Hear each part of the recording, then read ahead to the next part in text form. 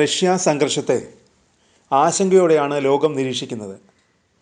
രണ്ട് ലോക മഹാശക്തികൾ തമ്മിലുള്ള വാക്പോര് യുദ്ധത്തിലേക്ക് നീങ്ങുമോ? റഷ്യക്കെതിരെ കൃത്യമായ ഭീഷണി തന്നെയാണ് മുഴക്കിയത്.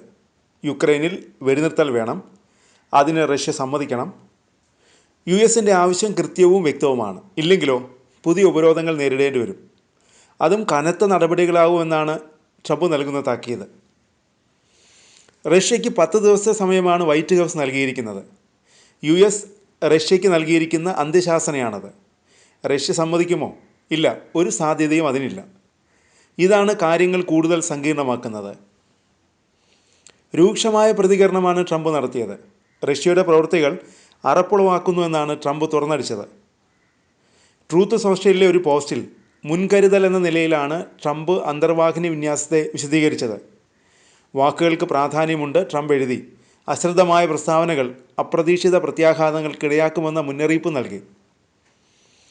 വെറും വാക്കുകൾ കൊണ്ട് മാത്രമല്ല ട്രംപിൻ്റെ ഭീഷണി, യുദ്ധസന്നാഹങ്ങൾ ഉയർത്തിയിരിക്കുന്നു. 2 ആണവ അന്തർവാഹിനികൾ വിന്യസിച്ചു എന്നാണ് ട്രംപിൻ്റെ മുന്നറിയിപ്പ്. ഈ അന്തർവാഹിനികൾ ആണവ ബോംബുകൾ വഹിക്കുന്നുണ്ടോ അതോ ആണവ ശക്തിയുള്ളതാണോ? ഇക്കാര്യത്തിൽ വ്യക്തതയില്ല. എന്നാൽ അന്തർവാഹിനികൾ വിന്യസിച്ചതിലൂടെ ശക്തമായ സന്ദേശം തന്നെയാണ് റഷ്യയ്ക്ക് നൽകുന്നത്. മറുപടിയുമായി റഷ്യയും എത്തിയിട്ടുണ്ട്. ട്രംപ് അന്ത്യശാസനകൾ ഉപയോഗിച്ച് അപകടകരമായ കളി കളിക്കുകയാണെന്ന് റഷ്യയുടെ മുൻ പ്രസിഡൻറ്റും നിലവിൽ സുരക്ഷാ കൗൺസിലിൻ്റെ ഡെപ്യൂട്ടി ചെയർമാനുമായ മെദ്വദേവ് ആരോപിച്ചു. ൻ്റെ ഓരോ ഭീഷണിയും ലോകത്തെ വലിയ സംഘടനത്തിലേക്ക് അടുപ്പിക്കുന്നുവെന്നും അദ്ദേഹം മുന്നറിയിപ്പ് നൽകി.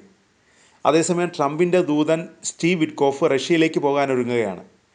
പുടിനുമായി ചിലപ്പോൾ വിറ്റ്കോഫ് കൂടിക്കാഴ്ച നടത്തിയേക്കാം.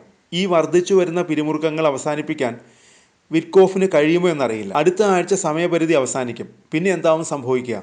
പതിവ് പോലെ ട്രംപ് കരണം അറിയുമോ? അതറിയാൻ ലോകം കാത്തിരിക്കുന്നു. ഈ തർക്കം വെറും വാക്കുകൾക്കപ്പുറത്തേക്ക് പോകുമോ?